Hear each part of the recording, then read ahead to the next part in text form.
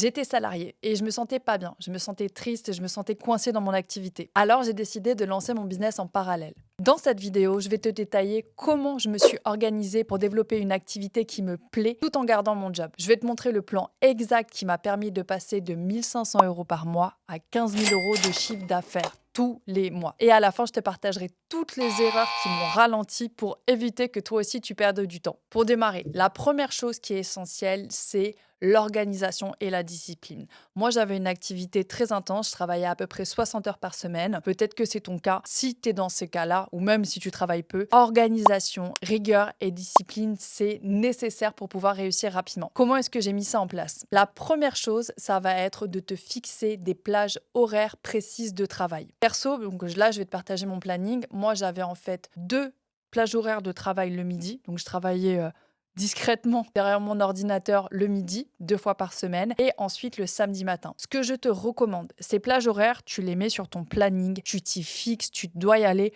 comme une astreinte à aller à la salle de sport. Vraiment, c'est non négociable, ces moments-là, qu'on te propose un déjeuner, qu'on te propose quoi que ce soit, tu bosses et c'est hyper important. Donc déjà, c'est définir en fait 2 plages de temps, enfin 2 à 3 plages de temps durant lesquelles tu vas travailler. Pendant ces plages de temps, pour être efficace, ce qui est hyper important, c'est que tu coupes toute notification que tu pourrais avoir. Donc moi, pas de téléphone portable, pas de check sur la boîte mail et vraiment focus sur ce que tu dois réaliser. Faut pas que tu répondes à ton téléphone, faut pas que tu ailles voir WhatsApp. En fait, si tu veux, la concentration, on dit qu'on met à peu près 20 minutes à se concentrer à une tâche. Donc si en fait, tu te fais distraire à droite à gauche, c'est pas la peine. La deuxième chose pour éviter les distractions, je sais pas dans quel lieu de vie t'es, mais perso, moi, je sortais de chez moi. C'est hyper important en fait d'être en dehors de chez toi, que les gens en fait te sollicitent pas. Si t'es chez toi, que tu vis avec des gens, ils vont pas comprendre en fait que tu sois pas dispo pour je ne sais quoi en fait t'occuper d'un truc dans la maison. Donc vraiment, moi, je trouve que l'idéal, c'est donc de se définir des plages horaires très précises, de sortir de chez soi. Tu vois, tu peux utiliser par exemple des trucs pour t'isoler, comme tu sais les applications de bruit blanc ou autre, mais vraiment focus en fait.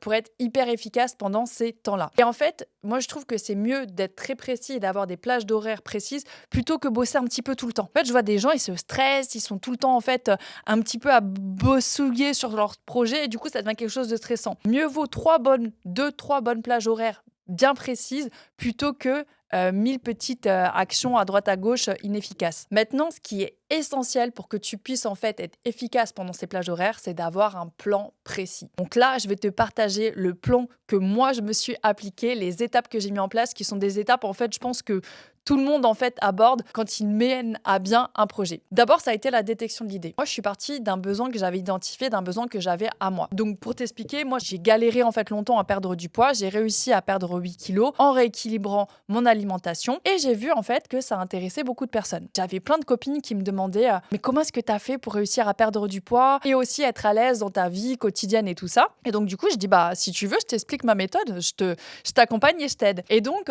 au fur et à mesure, j'ai commencé à accompagner mes copines, les copines de mes copines. Donc là, j'ai commencé à sentir, tu vois, que autour de ce sujet-là, en fait, de savoir comment rééquilibrer son alimentation en gardant sa vie sociale, j'ai commencé à voir qu'il y avait un besoin. Donc là, tu vois, c'est la détection. En fait, là, j'ai commencé à détecter un truc. Je me suis dit, ok, c'est intéressant. Et puis, bah, j'ai eu de plus en plus de demandes, de plus en plus de copines qui me demandaient de les aider. Moi, je pouvais pas me démultiplier. Comme tu le sais, en plus, je travaillais dans une activité salariée. Donc, comment est-ce que je pouvais faire, en fait, pour pouvoir me développer, continuer à me faire de l'argent avec cette activité-là, bah, sans quitter mon job et je cogite. Et un matin, en fait, je me dis, mais il faut que je lance ça sur Internet. Et donc, je vais créer, en fait, une box minceur. Je vais créer, en fait, quelque chose qui tous les mois, va livrer des conseils, des produits aux gens. Ce qui était top, en fait, de démarrer avec des gens en vrai, c'est en fait de parfaitement comprendre le besoin des gens. Moi, je trouve qu'il y a des gens qui se lancent directement sur Internet. C'est intéressant de parler avec des potentiels clients. Donc, du coup, tu vois, moi, en me lançant en vrai, je commence à détecter un besoin et je me dis, mais comment est-ce que je peux faire pour pouvoir développer, en fait, mon activité sans me démultiplier vu que je suis salariée? Comment je peux faire pour toucher plus de gens? Je cogite et un matin, je me dis, bim, bah nickel, en fait, j'ai trouvé la bonne idée, c'est cool, je vais créer le site internet et puis je vais vendre mes conseils à travers des PDF, je vais livrer des produits et c'est nickel. Mais je vais te raconter que bon, ça n'a pas été aussi simple que ça, mais c'était en fait des étapes nécessaires. J'ai mon idée, je me dis bah nickel, je vais me lancer en fait et je vais créer un site internet où je vais vendre ça. Et donc du coup, je commence à conceptualiser mon site internet. Donc je cherche en fait un webmaster pour faire mon site internet, je cherche un graphiste pour me créer un bel univers. Voilà, je commence à mettre tout ça en place, je conceptualise, donc du coup ça s'appelle la box minceur. Je fais tout un concept autour de ce sujet, les choses sur lesquelles il m'a semblé que les gens aimaient bien avoir de l'accompagnement et tout ça. Je fais un petit peu de communication et puis là je commence à avoir doucement un petit peu de vente, 500 € par mois, 600 €, 1000 €. C'est cool, je suis hyper contente, tu vois, je suis hyper enthousiaste, ça fonctionne bien, mais c'est pas la folie en fait. 500, 600, t'es content, mais en fait, quand ça décolle pas trop, c'est pas hyper rentable. Et puis, j'arrive pas à avoir plus de clients. Je ne sais pas comment faire, j'arrive pas à avoir plus de clients. Et donc, je suis un petit peu en fait tiraillée parce que ça a l'air d'intéresser les gens, ça a intéressé les gens en live, mais j'arrive pas à développer la croissance sur mon site internet. Je comprends pas. Je sais pas quoi faire et tout ça. Et donc, je commence à creuser. Et j'analyse en fait le trafic de mon site internet. Donc, je sais pas si tu connais, en fait, il y a un outil qui s'appelle Google Analytics et qui te permet de voir le nombre de personnes qui sont venues sur ton site internet, le temps qui reste sur ton site internet et tout ça. Et là, je fais cette analyse et je commence à voir en fait que j'ai un taux de rebond énorme. En fait, un taux de rebond, c'est quand les gens ils arrivent sur ton site, bim, psh, et ils repartent. Ils repartent directement. Et donc, quand tu as un taux de rebond en fait important, ça veut dire qu'il y a un truc qui déconne entre ce qu'ils s'attendent à voir et ce qu'il y a sur ton site. Il y a quelque chose qui bug. Je me dis, mince alors. Les gens, en fait, ils sont intéressés par mon sujet, ils viennent, mais ce que je montre sur ma page de vente, ça les intéresse pas. Ils repartent directement. Donc, je réfléchis, je dis, mais qu'est-ce que ça peut être? D'où est-ce que le problème, en fait, peut venir? Et donc là, je passe à l'étape 3, l'analyse plus approfondie et l'échange, en fait, approfondi avec ta clientèle. J'ai fait quelques ventes, j'ai quelques clients. La réponse, c'est eux qui peuvent me la donner. C'est eux, en fait, qui vont m'expliquer comment est-ce qu'ils ont perçu ma page de vente, comment est-ce qu'ils ont perçu ma promesse. Voilà, c'est eux qui vont m'aider à comprendre ce qui se passe, en fait, pourquoi est-ce que ces gens arrivent et repartent. Et là, en fait, je fais maintenant ce que je fais pour tous mes business, j'appelle mes clients. Donc, si toi, par exemple, t'es pas à l'aise à les appeler, les appelle pas, mais en fait, les gens, ils sont hyper OK pour en fait recevoir un coup de fil et parler en fait avec un créateur de produit qui a fait un produit pour eux. Moi je croyais que ça allait grave les déranger, en fait pas du tout. Donc j'appelle les clients et je leur pose 3 questions. Qu'est-ce qui t'a attiré dans ma promesse? Qu'est-ce qui t'a plu dans mon produit? Et qu'est-ce qui t'a déplu? Et là je commence à comprendre en fait leurs attentes. Et ce que je comprends en fait, c'est que moi, ce que je mettais en avant, c'était box minceur. Donc ça s'appelle box minceur, c'était la minceur. Et en fait, ce que les gens aimaient dans mon approche, c'était justement le fait que moi, j'étais plus dans une approche de manger sainement, continuer à se faire plaisir. Et donc, ce qui attirait les gens, ce que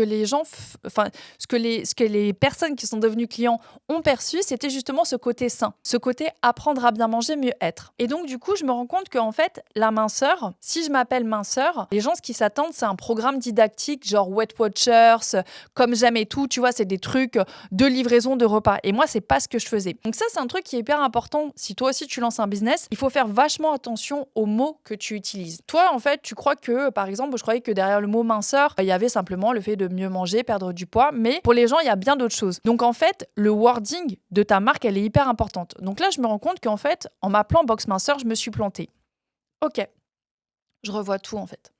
Donc, j'ai le même concept, sauf qu'en fait, je change de nom, je change d'approche. Et là, je passe à l'étape 4 de mon business, c'est-à-dire la version numéro 2 de mon concept. Au début, je vis ça comme un échec et en fait, maintenant que je parle avec des entrepreneurs, je comprends que c'est le chemin normal. En fait, tout le monde fait une version numéro 1 du mieux qu'il peut et tout le monde fait une version numéro 2 par rapport au retour du marché. Et donc là, je commence à conceptualiser ma version numéro 2. Donc, rebelote, je revois en fait totalement mon marketing. Donc, je refais mon logo. Je ne suis plus box minceur, je suis box healthy. Je retravaille, tu vois, les couleurs de mon site, les images, je refais un shooting, je refais tout le packaging, je refais mon packaging produit et tout ça machin pour être en fait cohérent par rapport aux attentes des personnes qui avaient acheté. C'est-à-dire en fait d'être dans quelque chose de plus sain, être sain et gourmand. Et donc je mets tout ça en avant. Et donc là en fait, avec cette étape de refonte, il y a vraiment une belle progression au niveau de mes ventes. Là, ça commence à augmenter. Mon taux de conversion s'améliore clairement en fait. Les personnes qui viennent sur mon site internet convertissent beaucoup plus. Donc là, je me dis genre waouh, c'est cool, tu vois, il y a une belle progression. Et ensuite, le coup de grâce, c'est dans l'étape numéro 5. C'est avec l'étape numéro 5 que là,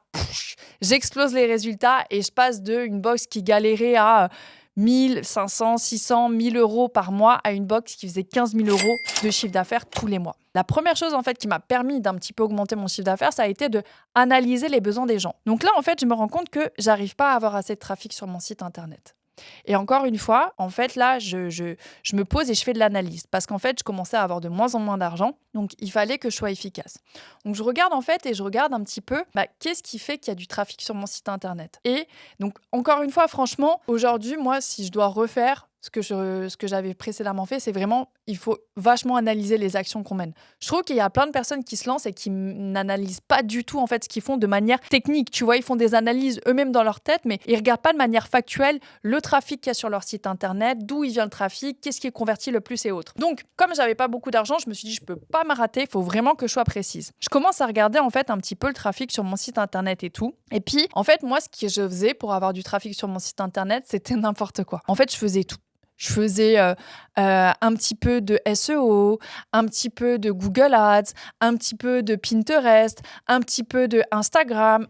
Un moment, j'ai compris qu'en faisant tout ça dans tous les sens, je perdais mon temps, je perdais mon efficacité et aussi mon argent. Et donc là, je me dis, OK, vas-y, tu sais quoi, je vais me focus sur juste 2 choses. Et là, l'étape 5, je suis passée en mode guerrière où je suis devenue en fait, concentrée uniquement sur 2 leviers. J'ai fait Instagram et la pub uniquement pendant 4 mois, j'ai pas lâché. Donc, mon organisation, par exemple, sur Instagram, parce qu'en fait, il y a des gens qui réussissent sur Instagram. Moi, je suis passée de 3000 followers à peu près 15 000 en l'espace de 4-5 mois. Je passais 2 jours par semaine sur mon compte Instagram à, comme d'hab, analyse. Analyser à fond les posts qui plaisaient le plus, les posts qui créaient des abonnements, les posts qui poussaient vers les ventes, créer du contenu, analyser ce que faisaient les autres, créer des collaborations. Et donc là, en fait, 2 jours intensifs à fond. Et le reste de mon temps, en fait, je le passais à comprendre la stratégie des pubs. Donc voilà, moi, je me suis concentrée sur 2 leviers, Instagram et la pub. La pub, comment j'ai fait ?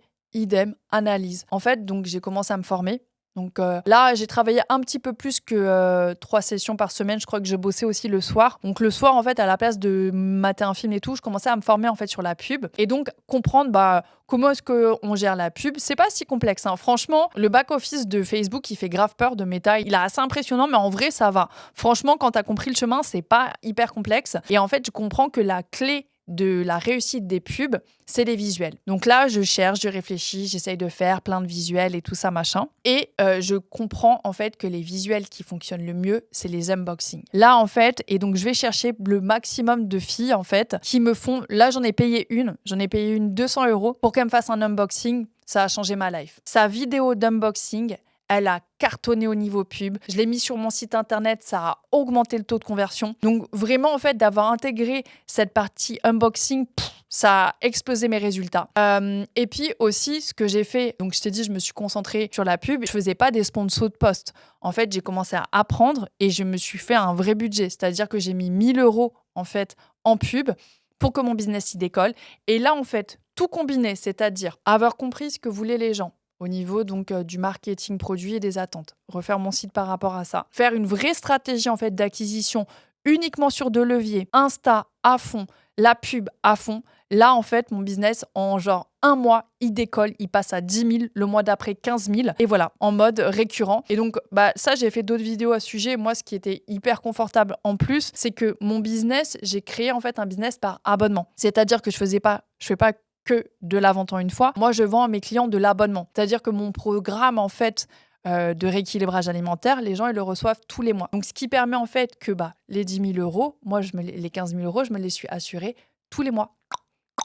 Devenir en récurrent sans avoir à faire en permanence des opérations de communication. Mais ça, je te mets une vidéo là pour t'expliquer en fait ce business-là. Mais voilà, ce que je voulais te partager en fait dans cette vidéo, c'était vraiment les étapes clés que j'avais mis en place pour pouvoir en fait, en parallèle de mon activité, monter mon business. Donc la première chose moi que je te recommanderais, c'est déjà sois organisé. Franchement, définis des plages horaires très précises durant lesquels tu bosses. Ensuite, la deuxième chose, c'est fais un plan. Il faut que tu aies un plan précis de ce que tu dois faire. Voilà. Si tu n'as pas de plan, c'est le bordel. Donc, le mieux, c'est... là, je te partage en fait un outil que j'utilise, mais voilà, tu as un tableur comme ça, tu as un plan, tu mets en fait la date à laquelle tu dois faire les choses, la date à laquelle ça doit être fini et faut t'y tenir en fait. C'est vraiment ça en fait la réussite d'un business, c'est d'être rigoureux avec soi-même. Donc première chose, rigueur, organisation. Et ensuite, moi mon plan ça a été lance une V1. analyse les retours de la V1, lance une V2 encore mieux et ensuite définis en fait des leviers d'acquisition très précis. Ne t'éparpille pas dans tous les sens parce que ça, c'est une galère pas possible. Voilà, j'espère que cette vidéo t'a été utile. Je te mets là en fait une vidéo qui te décrit